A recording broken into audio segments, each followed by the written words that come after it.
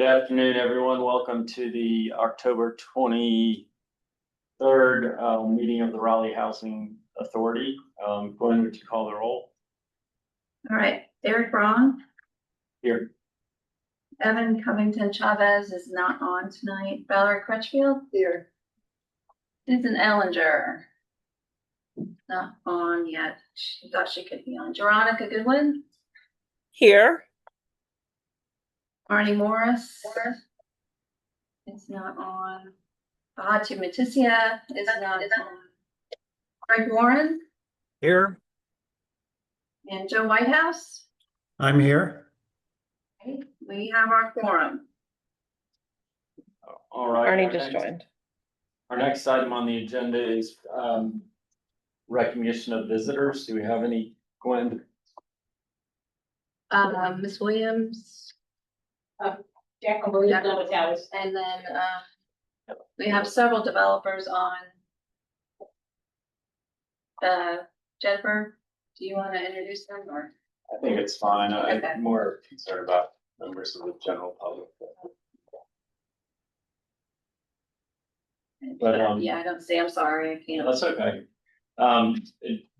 Next item on the agenda is public comments anyway, so we always reserve an item for the public on our agendas to bring anything to our attention that they would like to share with us. That is not an item. What is going on? We'll deal with it. Any specific items on the agenda, we'll deal with them as they are on the agenda. But if you're here to provide any input, comments, concerns that you'd like to share with us, let us know and we'll give each person 3 minutes.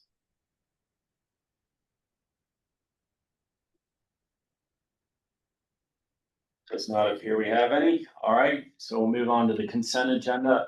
All items on the consent agenda are considered to be routine and may be enacted by one motion and a second. If a commissioner requests that an item be removed from the consent agenda, it will be taken off and considered as a separate item. The vote will be a roll call vote. Glenn? Do we have a motion for the Oh, consent I'm agenda? sorry. Do we have a motion to approve the consent agenda? Motion to approve the consent agenda. This is Arnie Morris. I'll second the motion. All right, Eric Braun, Yes. Valerie Crutchfield, Yes. Veronica Goodwin, Yes. Arnie Morris, Yes. Greg Warren.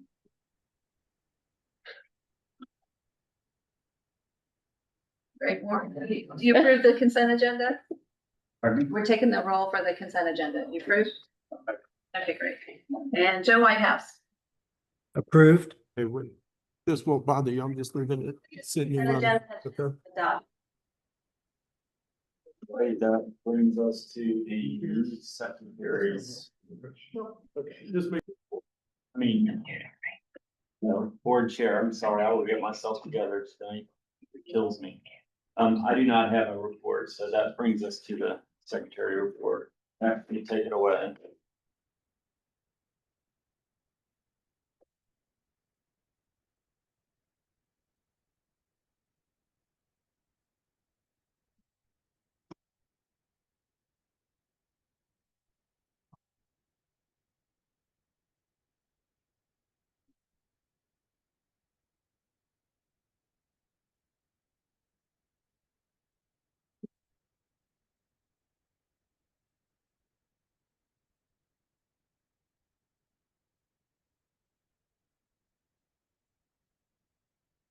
Minute here.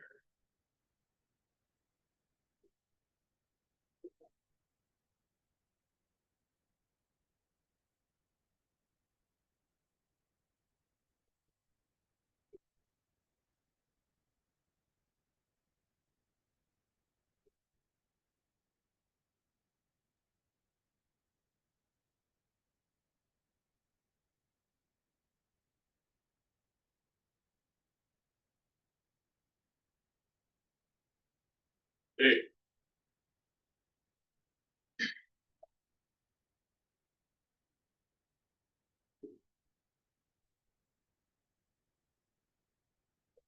Yeah.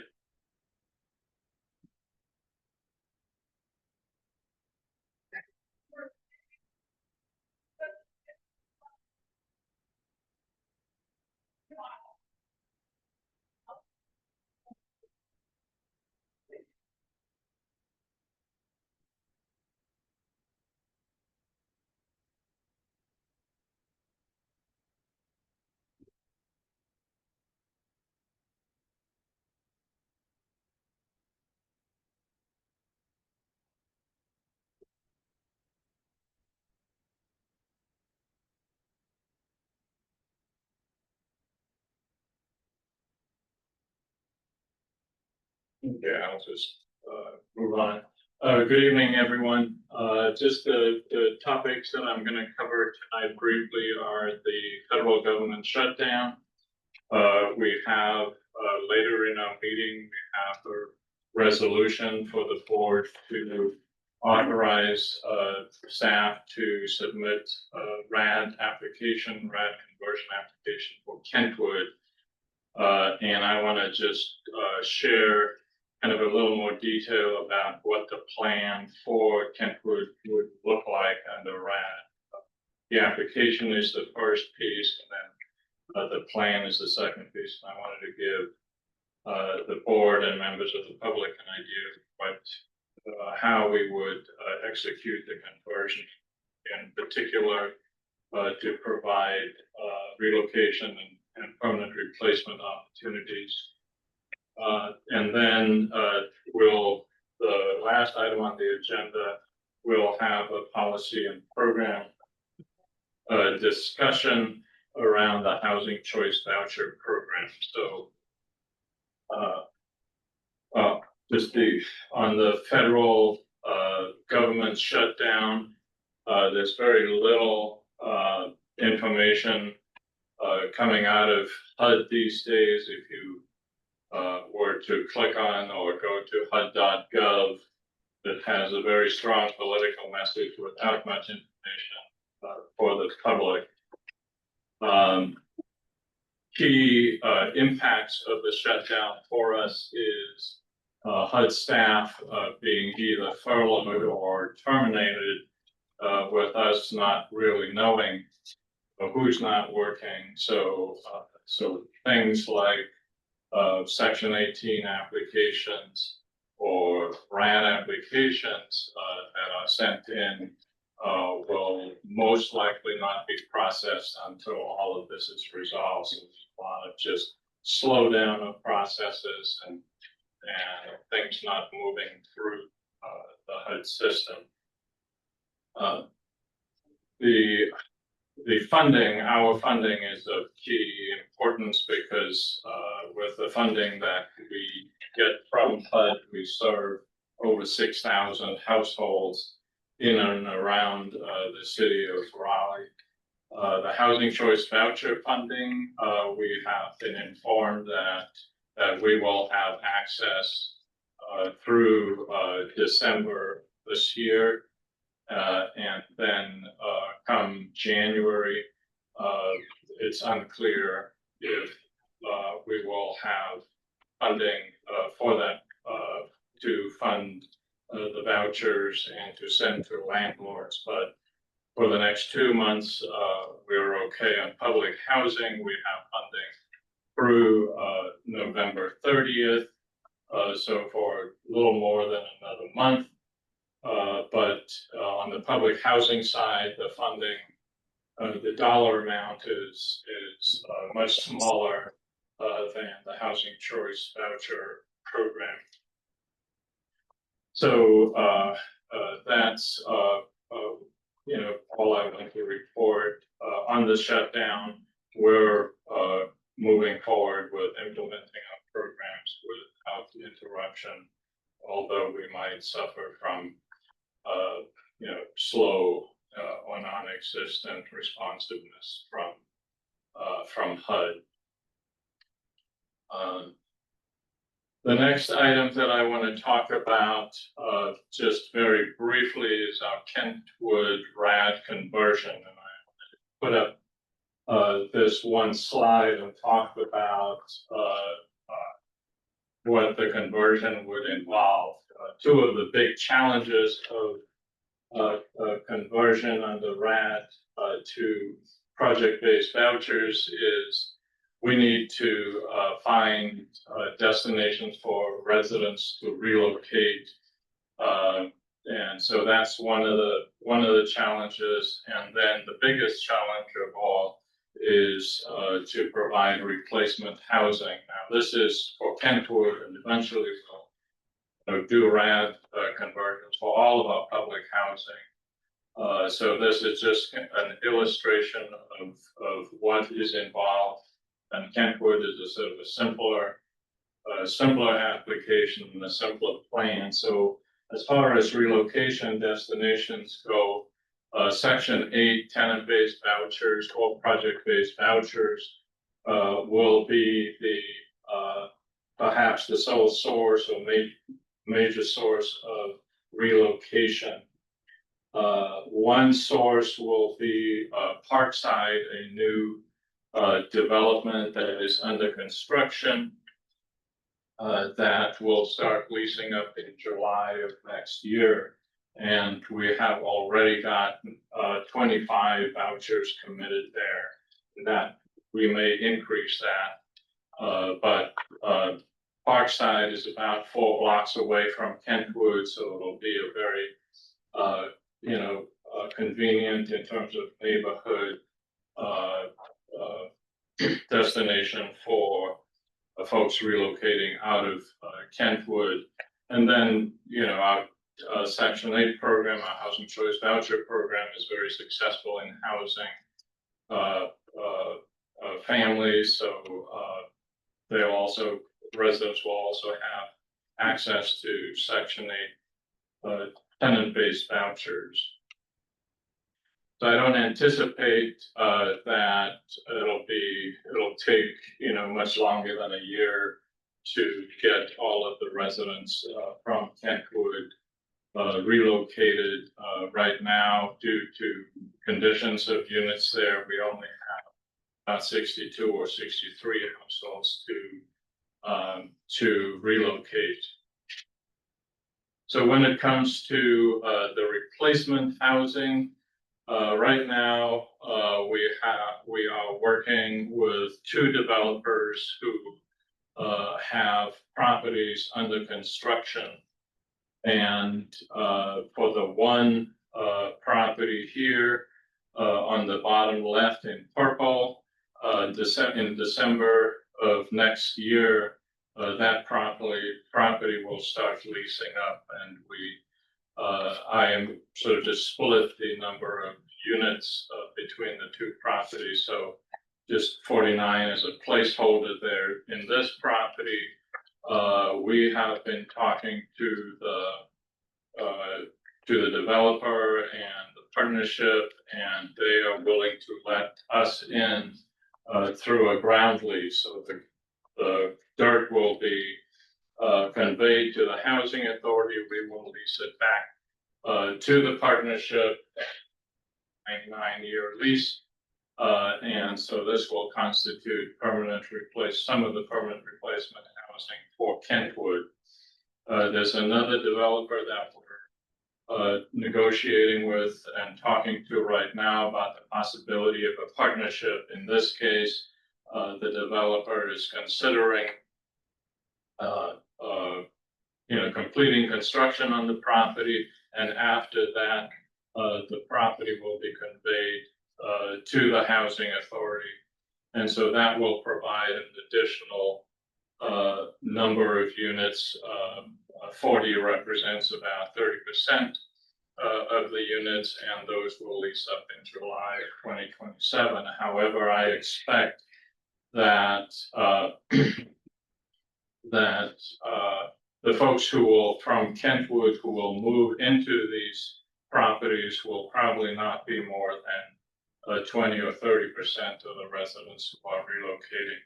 So this arrow on the far right here, this green arrow, is indicating that, say, when we have a site like Birchwood Eastwood going through its application and relocation from that site, that there'll be room or some room for those residents at this property. So anyway, this, we have a number of properties that will go through conversion, and this is just an example and an illustration of what it might take to solve the relocation and replacement housing issues. Any questions? Yeah, so would this be eventually a demolition and redevelopment? So Kentwood would end up going through a demolition and a redevelopment process, because it's being converted under and there's no section 18 equivalent where you have to get a section 18 application and so on. We'll be able to move forward with demolition and redevelopment when we have a plan. We do have an RFQ that we've published, that we've received applications for from architectural and engineering firms to develop some ideas and options for the housing authority to redevelop Kentwood, as well as other projects, as well as our other public housing developments. So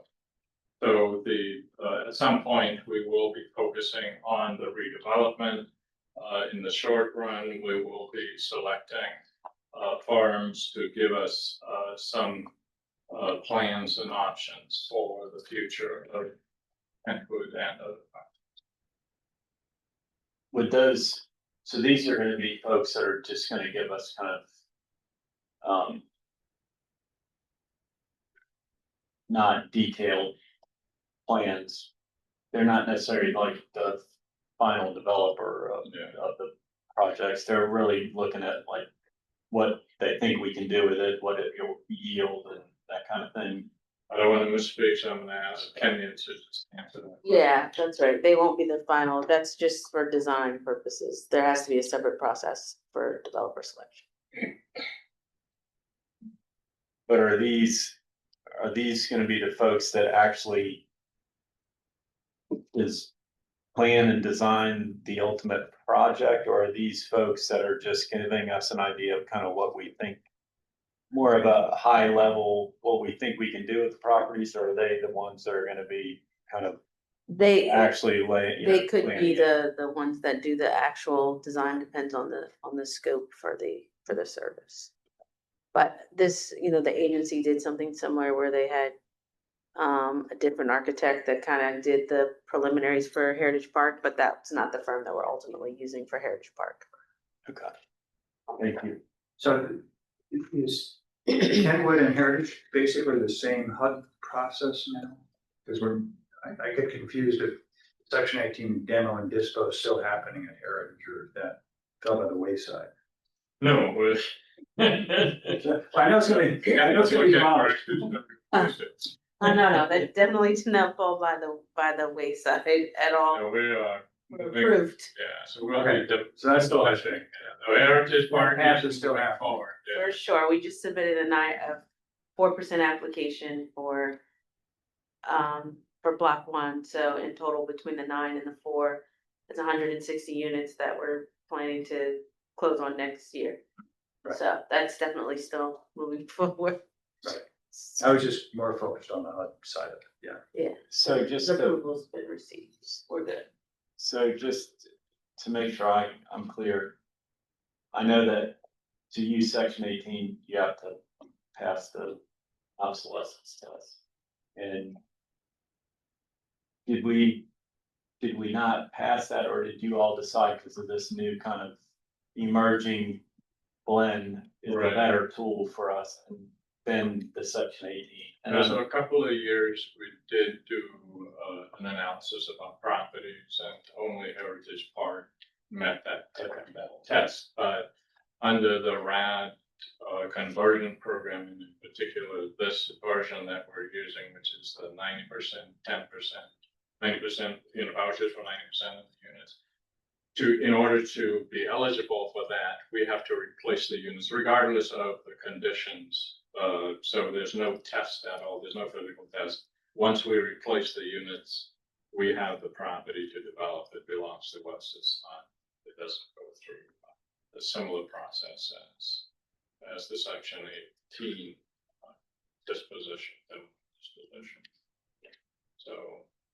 So just, even a property like Capitol Hill, not Capitol Hill, Capitol Park, if we choose to do so, we can convert that under RAD, replace the units elsewhere, and then we still have the 59 or 60 units, and we can project-base other than. So it doesn't have anything to do with the condition No, choice of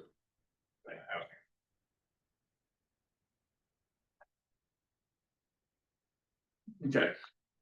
Thank you all. That's the end of my report. I'll be back for the policy and program. That brings us to the real estate investment REIC committee. I don't think we had a meeting, but do we have a report? I do not have a report. We did not have a meeting. That's correct. We're trying to find a time for a meeting. And, I know Ashley is anxious to kind of put before the committee a number of different options that we're looking at and opportunities. Do we think we have a date? Are we close to getting a date? I've not seen a doodle poll yet. Gwen, have I you? sent out an email with some dates. So I'll send those out again. Okay, so if you're, To the RHA NC.gov email. Yes. yes. And so if you are interested in attending, but mainly if you're on the committee, please respond to Gwen's email so that we can pin down a date. And because there's lots of activity going on and we need to have that meeting. So, Hopefully next week if we can. all right. Commissioner comments. I would just like to say I saw we received a couple of awards. Again, thank the staff for all the hard work. It just reinforces what we all know you're doing, but I know it's nice to have somebody recognize everybody for their hard work. So thank you for that. We, in addition to those two awards, we also received the award for our website. Another award that we got in the last 2 weeks. Yes, Recognition yes. for quality. Yes, and thank you to Katie, and I know it wasn't just Katie, but there were other people behind it, but thank you for, I know it takes a lot of effort to coordinate that and test out the website and make sure all the links work. There's a lot to it, so I know it's not a simple endeavor, so we appreciate that. Are there any other comments from other commissioners? Hearing none, we'll move to new business, and that's resolution number 68. This resolution authorizes the issuance of 24.5 million in multifamily housing revenue bonds to support the development of Maple Ridge, a 146 unit multifamily residential development located on Walls Drive in Raleigh. Cloud Creek Development is the developer for Maple Ridge. The bonds are expected to be sold in the public market during construction and converted to permanent financing through a private placement with Freddie Mac via Regions Bank. The development will include 16 one-bedroom units, 82 two-bedroom units, and 48 three-bedroom units. These units are designated to serve residents earning between 20% and 70% of the area median income, with 16 units reserved for households earning 30% AMI or below. The property will also accept housing choice vouchers as required by the low-income housing tax credit program. The total development cost is approximately $47 million, financed through a combination of bonds, 4% tax credits, City of Raleigh and Wake County funding, and deferred developer fee. The tenant selection plan will include a preference for RHA residents who have been displaced due to redevelopment. With this resolution, the CEO, chair, and/or vice chair are authorized to execute all documents related to the issuance of the bonds. This has been reviewed by RHA's legal counsel with no exceptions, and I recommend approval. Charlie with South Creek is available on the call to address any questions. Do you have any questions for staff or the applicant?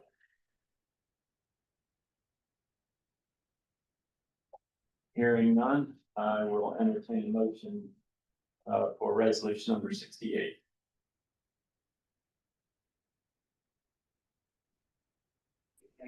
Motion to approve resolution 68. This is Veronica. Do I have a second? Second.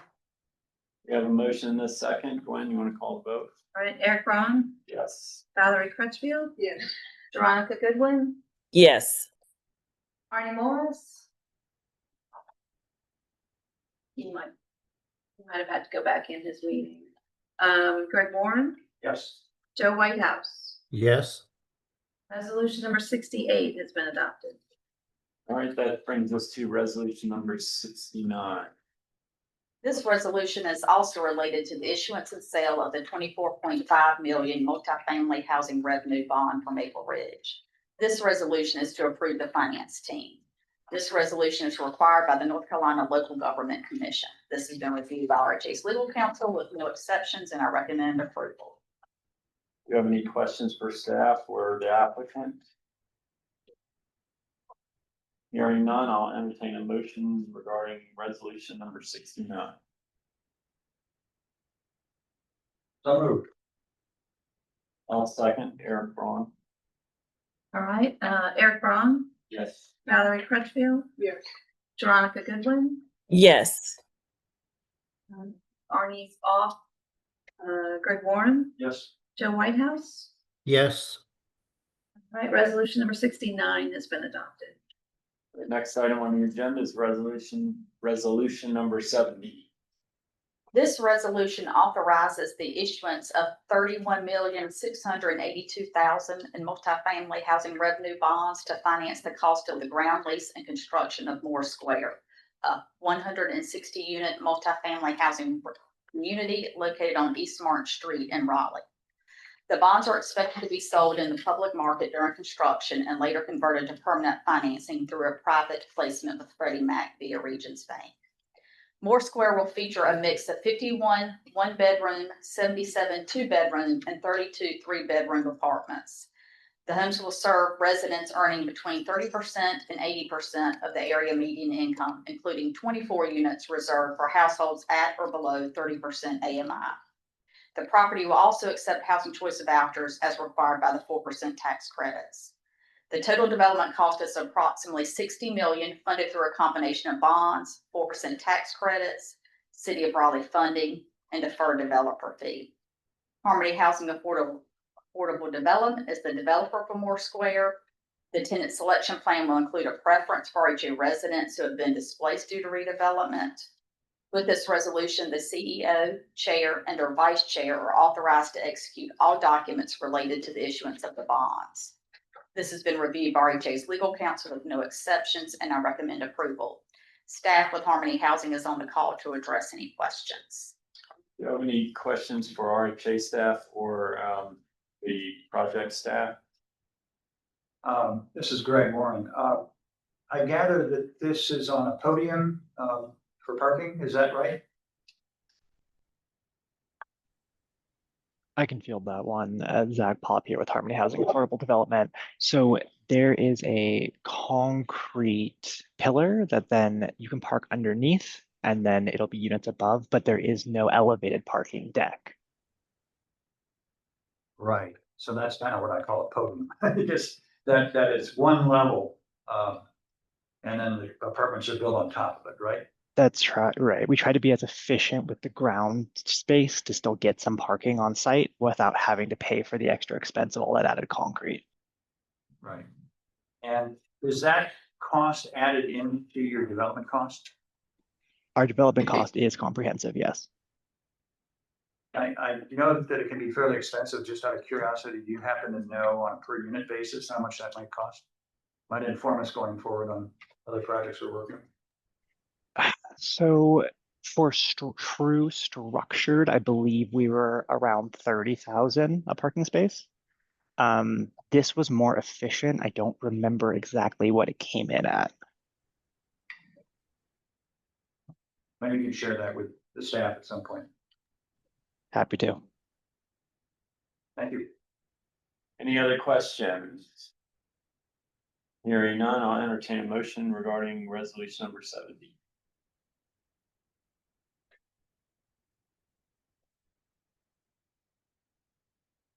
Don't everyone speak up at once now. I'm happy to make a motion to approve.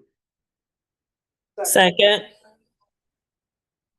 Eric Braun, Yes. Valerie Crutchfield. Yes. Veronica Goodwin, Yes. Greg Warren, Yes. Joe Whitehouse. Yes. Resolution 70 has been adopted. Brings us to resolution number 71. This resolution is also related to the issuance and sale of the 31.68 million multifamily housing revenue bonds for Moore Square. This resolution is to approve the finance team. This resolution is required by the North Carolina North Carolina Local Government Commission. This has been reviewed by RHA's legal counsel with no exceptions, and I recommend approval. Do you have any questions regarding resolution number 71?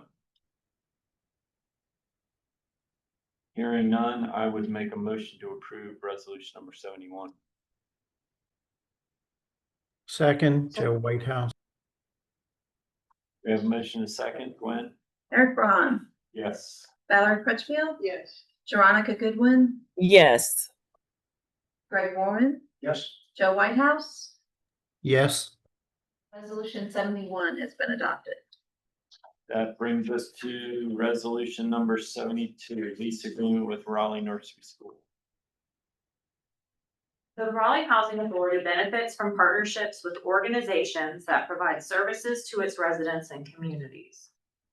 RHA and Raleigh Nursery School have maintained a long-standing partnership that dates back to the 1940s. The Raleigh Nursery School was originally established within the historic Chavis Heights community by the United War Mothers during World War II. Today, it operates as a nonprofit organization serving children from infancy to age 12 with a focus on providing a high-quality educational environment, developing confident children, promoting positive self-images, and encouraging healthy habits. As part of the Hope 6 redevelopment of Halifax Court in Chavis Heights, a daycare facility was constructed in Capitol Park, which Raleigh Nursery School has occupied since completion. RHA and Raleigh Nursery School seek to continue the successful collaboration through a new 3-year lease agreement with the option for 2 additional 1-year extensions. Key updates to the lease include a 5% annual rent adjustment, clarified timelines and procedures for repairs, and incorporation of RHA's HUD mandated no smoking policy. Staff requests board approval to execute and implement this lease agreement with Raleigh Nursery School for continued use of 1035 Halifax Street.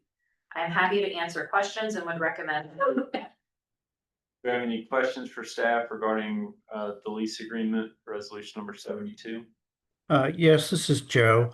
The current rent that's being requested, is that a break even for us or is there profit involved with that? I'm just curious, do we need to increase the rent by 5% for them? So I do not know about the break even amount. I know that we have done a evaluation by square footage of all of our commercial leases, and we are recommending a range to try to get everybody within our lease agreements to be paying comparable rent to each other, and that is one reason we are escalating at 5% per year. Yeah, So I just wonder with such a program that provides such a benefit, do we really need to do that?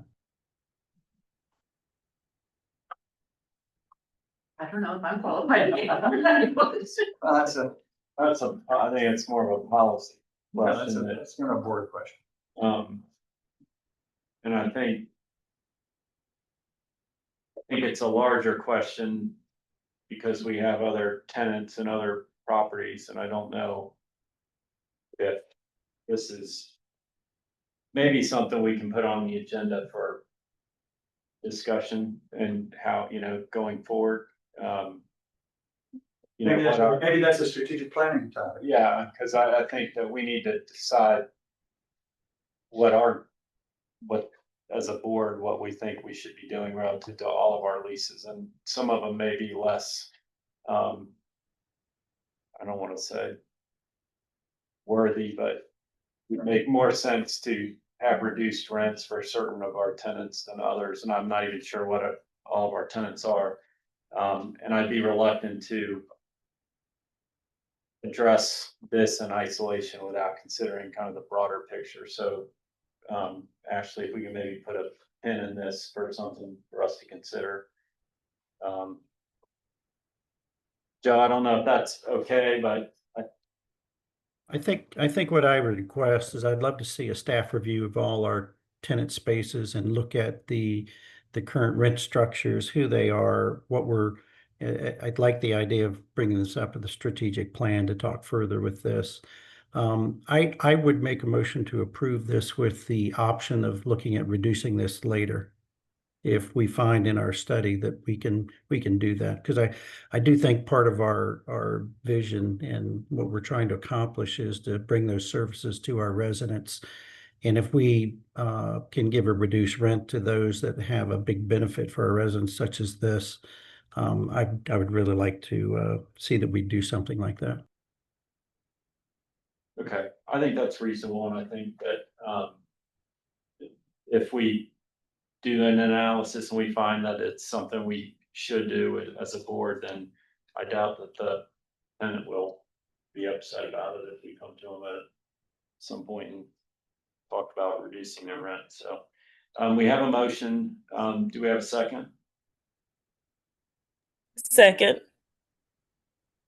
Motion is second, Glenn, you want to call for? Eric Braun, Yes. Valerie Crutchfield. Yes. Veronica Goodwin, Yes. Greg Warren, Yes. Joe Whitehouse. Yes. Resolution 72 has been adopted. Right, that brings us to resolution number 73, lease addendum with the city of Raleigh. RHA owns property at 1256 Macaulay Street in Raleigh. This serves as a space for resident and community activities. The facility was constructed during the redevelopment of Walnut Terrace and includes property management office, which occupies approximately 1/3 of the space. The remaining 2/3 were designated to host on-site programming that supports residents and the surrounding community. RHA has partnered with the City of Raleigh's Parks, Recreation, and Cultural Resources Department for nearly 50 years to provide programming for Walnut Terrace families. In 2015, RHA and the city entered into a 10-year lease agreement for the space, which will expire on November 30th. Programs offered in this space has varied over the years and has included healthy wellness activities for seniors, artistic programs such as painting and quilling, entertainment and recreational games, creative writing workshops, and physical movement classes. Both RHA and the city wish to continue this successful collaboration through a new lease agreement.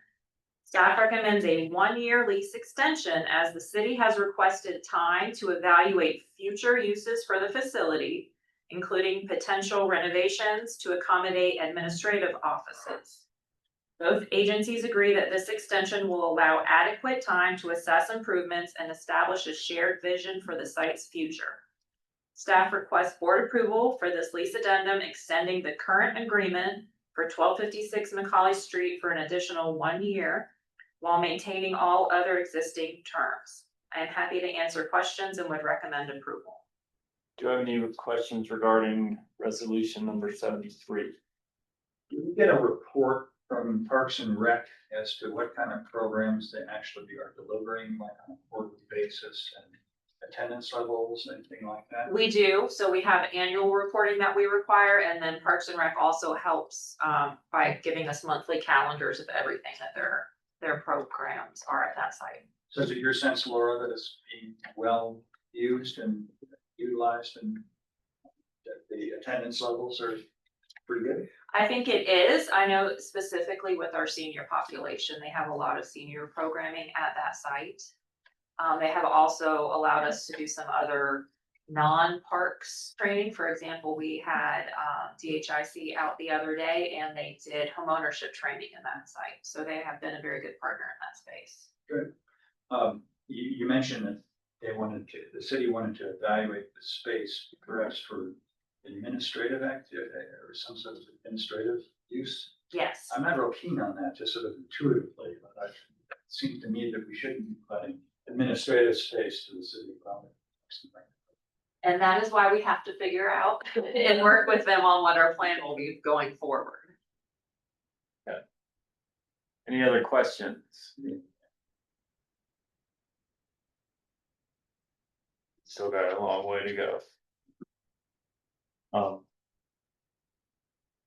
Any other questions? If I don't hear any, then we'll entertain a motion for approval of resolution number 73. I'll move approval of resolution number 73. We have a second. Second. We have a motion and a second, Gwen? Eric Braun, Yes. Valerie Crutchfield. Yes. Veronica Goodwin, Yes. Greg Warren, Yes. Joe Whitehouse. Yes. Resolution 73 has been adopted.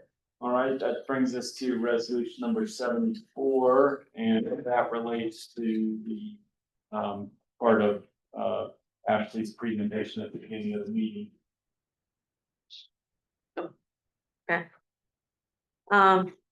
Kentwood Apartments is an 89-unit walk-up public housing community built in 1974 for low-income families.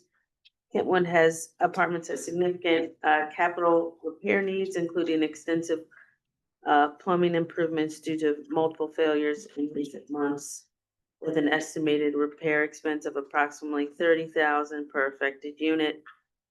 Whereas RHA will receive approximately $3 million in capital funds from HUD over the next 3 years, intended to cover the entire public housing portfolio, totaling more than 1,900 units, and the total capital needs assessment for Kentwood alone are $2.75 million.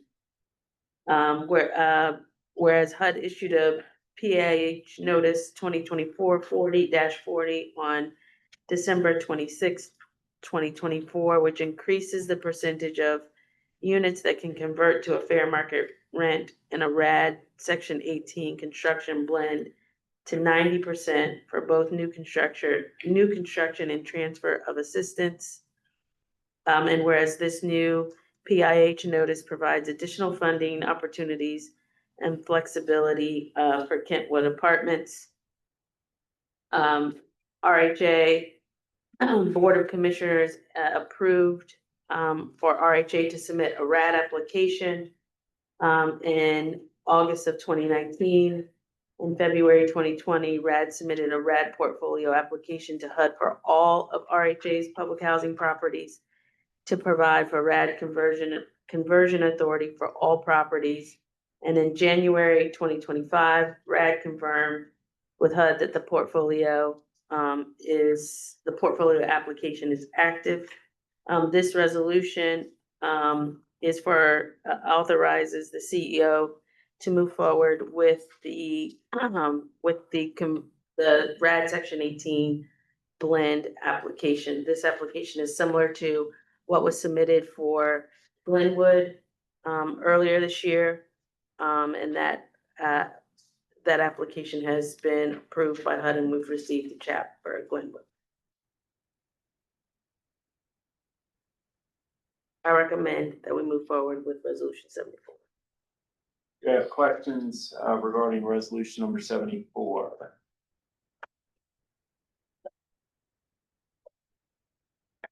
Hearing none, do we have a motion to approve resolution number 74?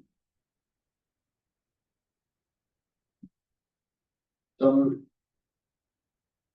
we have a motion to approve resolution number 74. Do we have a second?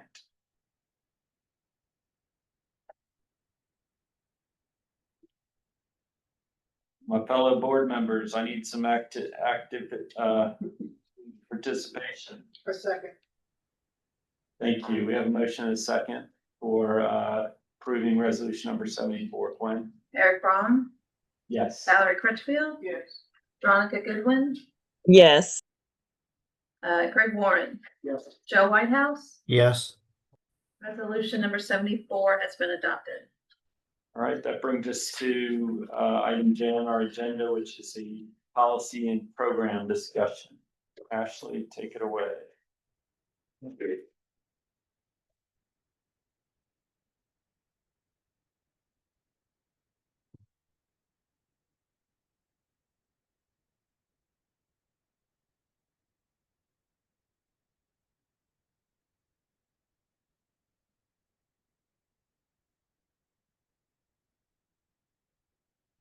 So, this, discussion, of our, programs and policies section of the agenda will focus on our housing choice voucher program.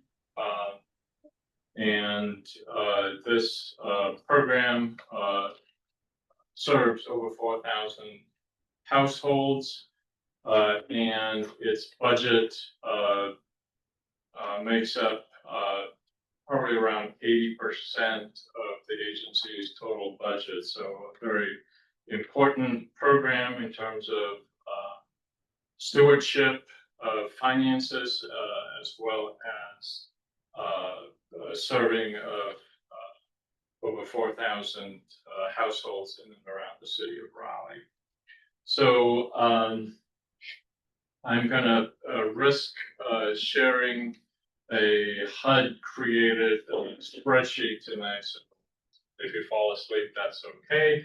But I wanted to share some of this information to you as with you as board members, specifically so that you have a deeper understanding of the program, so that you can exercise proper oversight over the housing authority in this program in particular, and then also be more informed when you make budget and policy decisions relating to the Housing Choice Voucher Program or Section 8 program. No, but just a few questions and comments about this program and how it can be run successfully. You know, a key starting point for me is always kind of what is the key performance indicator? What is it that we want to achieve? And two of those goals, one has to do with maximizing the number of households served, and this is the measure of voucher utilization. I think it's pretty, you know, that this objective, serving as many households as we can, is high up there for the agency's priorities. And then also maximizing budget utilization as an objective, which is also evaluated annually under a CMAP evaluation, or both of these equally important as objectives for the agency, because this you know, these objectives drive how we manage in part the program. One of the questions that you might ask is, what is HAP funding? We've heard of HAP, and how much do we get? So we'll hope to answer some of, you know, those two questions. And then another question that might you know, be one for you as I share information from 2023 and 2025. The question of how and why has housing assistance payments increased so drastically in the past 2 years? Just for your information, it increased from $35 million to $50 million, which is a huge increase. And then a question related to funding is, what is shortfall? Some of you or all of you may remember that we are in shortfall now. And why are we in shortfall? And is it bad to be in shortfall? These are questions that are important as we manage the program. And then the final question, which is also very important, is it advisable to have HAP reserves? In most programs, you want to have some reserves. And I hope as I present some of this information, you'll get a sense of why this question might be important or interesting for you. But these are questions, hopefully, as I present this material, that these questions will prompt other questions and discussion. So I am going to share a document, a spreadsheet that HUD has developed over time, and I have to say that this is one of the more useful tools that HUD has created to assist housing authorities to measure and track their program success. And this program this spreadsheet or this tool is referred to generally as the 2-year tool, because it provides you 2 years it provides you information and projection over a 2-year period or more now of the future of the program and the future of finance. So I'm going to stop sharing this document and then go back to share. So the first spreadsheet or 2-year tool I'm going to share is the 2-year tool that was for July of 2023. It's an ugly tool, but I hope that you will get something out of looking at this. So this is kind of the tool. It's got a lot of information summarized, got a lot of moving parts, but I put in purple for the most part the key information. So in 2023, this comes from July of 2023. In that year, the initial budget authority funding that we got was $35 million. That was the commitment for the year. There was also provisions that for HUD to capture some of reserves if needed. We received new funding for new vouchers. And so the total funding that was provided was $37 million, including the new funding that was made available. The agency at that time had $3.25 million in reserves, and these reserves are for paying rental assistance. And given the data at that time, it was projected that the following year the agency would have 4.9 million, and the year after that $5 million in reserves. Are those reserves considered restricted? They're restricted only for the use of paying housing assistance payments. They are restricted. So what is how do those reserves compare to like our monthly outflow or monthly payments? I mean, that doesn't seem like a lot. Yeah, it's not gonna get us to. So monthly right now, we pay about $4 million in housing assistance payments, so that covers. That would be theoretically 1 month. Right.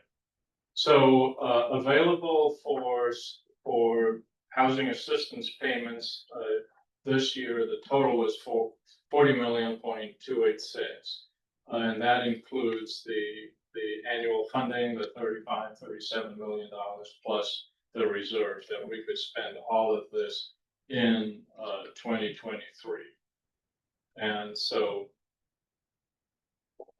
any other questions about the total amount available on here?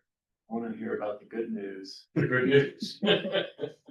I think it's good news, Kelly. Well, yeah. So, so at this point, the housing authority had 4,151 vouchers, and so vouchers. The way I sometimes talk about it is these are unit months available. So 4151 available in this month, and so on. So for the year, the housing authority could fund 49,812 unit months, meaning households in units for the 12 months. And this gives you some data as to what the utilization was at that time. You'll notice that the actual units leased up was less than the total, which is not surprising. So about 220 plus 150, that's 370 vouchers that were not being utilized. And as you go down here, that number kind of goes down, fluctuates, but it doesn't go up further. We at a higher level, Becky, are you at? In 2023? Yeah. So in 2023, at the beginning of 2023, let me go over to this column here. So in January of 2023, 91% of our vouchers were utilized. So, which was low compared to where we are now, but statewide compared to 81%. You're above 100% at one point in time or another. You do remember well that is last year in November, we went to 101, maintained 101 for December and have. That's the good news. You're jumping ahead. So what this shows here is that on the average, year to date, meaning at the end of the year, for the whole year, the average utilization was 93%, because we did go up from 91%, and eventually around, mid-year July, we went above that and ended up with 93%. So budget utilization, the year-to-date budget authority expended for the year was only 93%. So, not close to the total amount. And so what happens when you don't spend all of your funding is that funding, that excess funding goes into reserve for the next year. And so this is another kind of important part of this tool here. It's what we see is that for projected at the end of 2023, that there was a projection of close to $5 million in reserves, and then for the end of 2024, it was projected that we'd have $5 million in reserves. And Greg, if you want to guess how close we got to that 5 million. No, you don't want to guess. So the answer is 0. But here's so if we had this much in reserves, if we did get that, this was sort of giving us a warning that HUD could capture 2.6 million of those reserves the next year, because we're not utilizing all of our funding. So 3.6 million we could. That was the danger of having this much money in reserves. And so then this last factor over here was that, or this last number here is looking at the end of this year. The projection was if we were kind of just continuing the way we were operating, we'd have $6.7 million in reserves at the end of 2025, and we're not at that right now. So there's a lot of moving parts here, a lot of information about what we've spent, how much are in reserves. And so in 2023 we had to make some decisions about what is important, how we're going to move forward with the program. So the next spreadsheet I'm going to share is the 2025. Stay there. This won't work. Nope. I'll have to stop sharing and go back to share.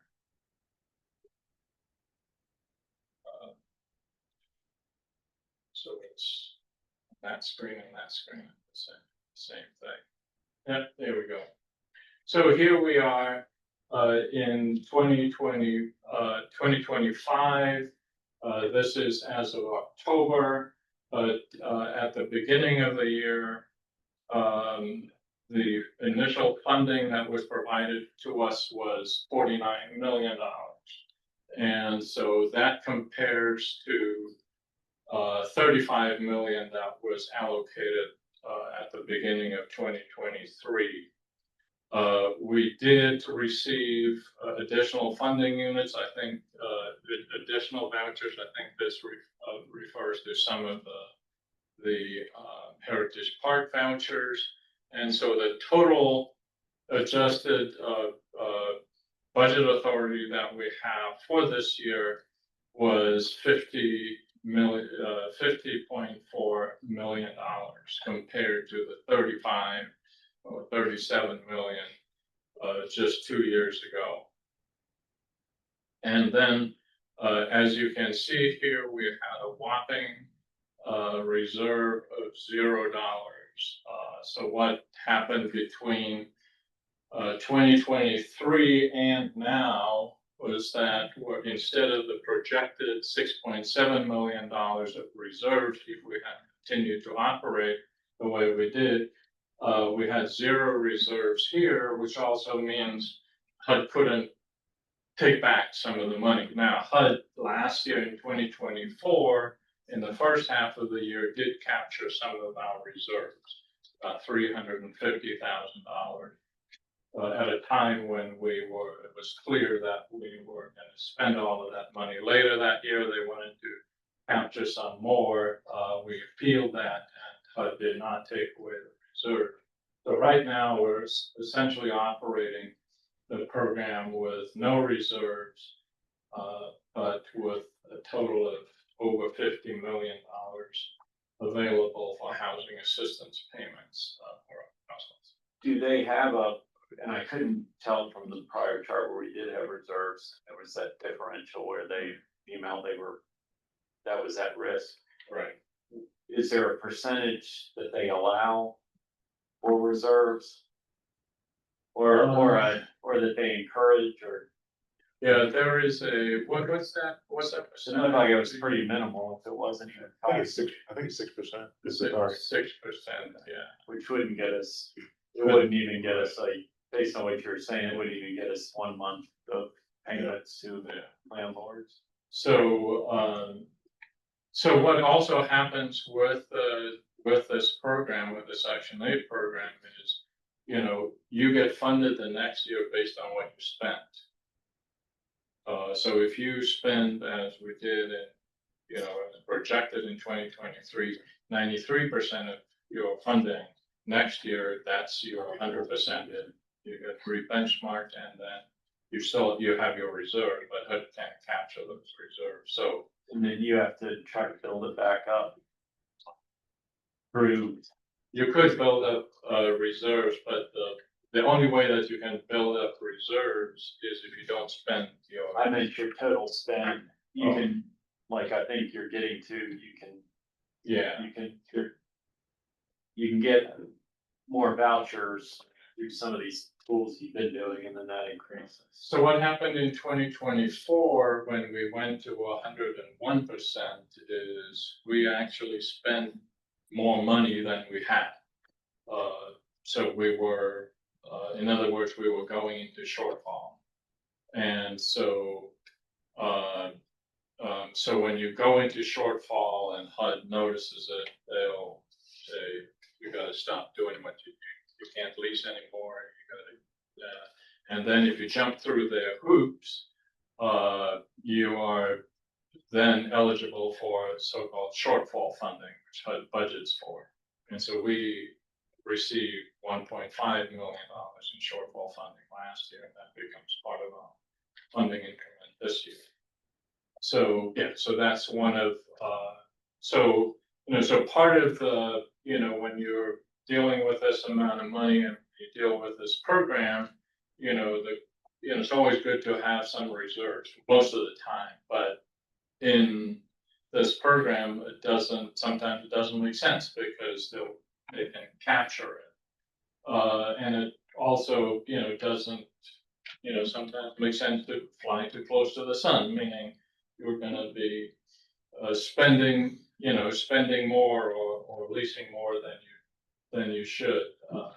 So anyway, at this point, What are the character, or what are the things they look for? When they're funding your shortfall? Obviously, you can go too far and they'll, I assume at some point, so. so this year, there are hundreds of housing authorities in shortfall. It used to be that not a lot of housing authorities went into shortfall, but this year, partly because, they didn't provide funding. You may remember that we don't have an appropriation budget for this current year. There's a continuing resolution for the entire year, so you basically got last year's money. And last year without any inflation factors or anything like that. So a lot of housing authorities have leased up and don't have enough money to fund their program. So right now,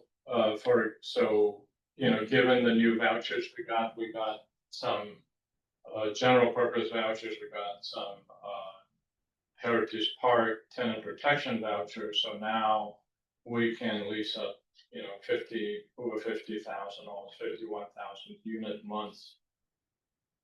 We are at 41,000 right now with 2 months to go. So if we add 8,000 to this, we'll be below these unit months. Now the reality is that if we don't get any more vouchers, if we have 4,301 vouchers, given the way that the funding works right now, we'll never be able to fund all 4,301 vouchers because the way that the funding is provided based on your previous year's expenses is there's a downward spiral and there's a maximum that you can go get to. So if we go over to where we are now, you'll notice that in January, we were exactly at 100%. In November, we were at 101, and December, and so we came down to 100%. And because we are in shortfall this year, we weren't just in shortfall last year, basically in shortfall right from the beginning of the year. We're going to be in shortfall for the rest of the year, given the trends. We didn't and couldn't lease up any new vouchers except the Heritage Park vouchers. So over the year, you can see the percentages come down with currently we're projected to be at 96.6% average for the entire year. So what this may mean is that 96.6% of our total voucher allocation could become the maximum that we will get from here on out. Now, if we didn't do what we did last year, which was spending reserves and going to shortfall, we would be significantly below that number. So the strategy last year was, in a sense, to run up the score, get the highest average possible, and then be able to also capture funding for the years to come. So you guys intentionally reduced it to eliminate shortfall? We didn't do this intentionally. We weren't allowed because we weren't allowed to issue more vouchers. So that's kind of where, so this may be, in the future, this may be maximizing the vouchers. Now, there is a chance that the cost the vouchers will come down over the next year. That has to do with the small area fair market. But those were implemented last year, so in one census tract is, or, famous, not census tract, zip code, we have more than a quarter of our vouchers leased up there. And the rents are lower there, so that area's fair market rent should be down, and so, but we didn't reduce rents. We weren't allowed to reduce rents even if the rents should have been lowered. But this year, in the new year, we can reduce those rents. So there's an outside chance that the per unit cost would come down, and then we can serve more. So one thing here that I just want to point out is that the spreadsheet here, this model predicts that by the end of the year, we will not have emerged from shortfall. For the entire next year, we will not be in shortfall. But at this point, it looks like at the end of this year, we will have spent 100.4% of our total budget authority. And so if I go to back up to this, I'm going to point out here that this is the turnover, the percentage of vouchers that turn over every year. Multiply this number by 4, not 4, but 65, 6.5% for the 4,200 gets you around 240 to 250 vouchers that would turn over. So if we look at these cells over here for at the end of 2025, we will have spent more than our allowed budget amount, and we will be in shortfall by $197,000, and we have jumped through the hoops, and so we expect that we would get $197,000 in shortfall funds to be able to be made whole. And on that, going back to the turnover or the turnover rate, and those are what we have been, you've been using for project-based vouchers. Yeah, so for this year, so if we make a commitment for project-based vouchers, even if we're in shortfall, we can lease up those vouchers. So they're not affected by shortfall. Greg asked a question a while ago in a previous board meeting about making sure we have enough vouchers to accomplish what we need to accomplish. What this is telling us that right now, and this is a higher average than before, that about 250 vouchers will be available next year for us to lease up. But if you think of the number of folks who are still remaining in Glenwood, that a lot of those vouchers are going to go to Glenwood residents over the next year to relocate that. But annually, we can count on somewhere between 200 to 250 vouchers becoming available for leasing up either as tenant-based vouchers, project-based vouchers, or relocation opportunities. But the 6.5% is it's not an estimate, it's a calculation based on actual turnover.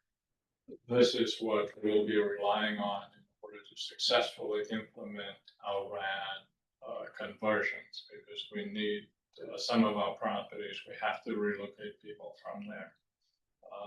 And this will be worse. How does that compare with nationally? Is that a kind of a typical number? 6.5%.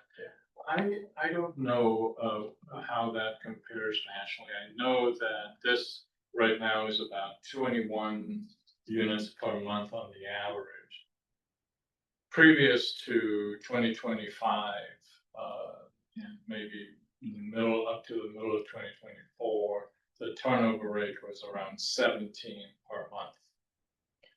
So that has gone up, and part of the reason I think it has gone up is that we've had to, you know, make sure that our clients are in compliance. If they're not, then we had to act, which is something we were reluctant to do before. And so you may remember that our recertifications were horribly late in 2023.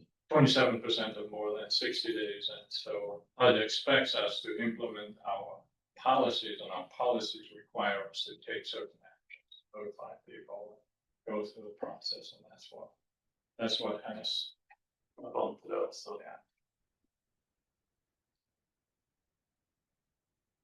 And that's the end of what I hope that this gave you some information. Thank you for doing that. Yes, it's, I know it's complex, but it's work. we've looked at. Most of us haven't had this experience, and I appreciate all these lessons you're providing, because I know how little I knew when I first started, and I know I still have a lot to learn, but after you hear these things 4 and 5 times, I start to vaguely think I have some understanding of it, so it's helpful, and I appreciate the time. I know it takes time to try to simplify a very complex topic, so that's all helpful. Did we have any other questions for Ashley? All right, well, I believe that brings us to the end of our agenda. We don't have a closed session today, so we'll give you some of your evening, afternoon back. Appreciate everybody's time. Thank you.